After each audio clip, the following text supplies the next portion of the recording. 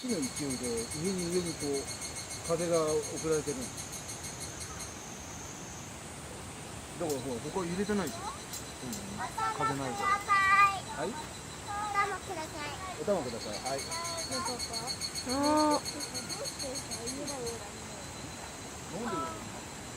ちょっと暗くなりかけてきてますね。あったかい時はセミが鳴いて、これもセミか。今度は日暮らしが鳴いています。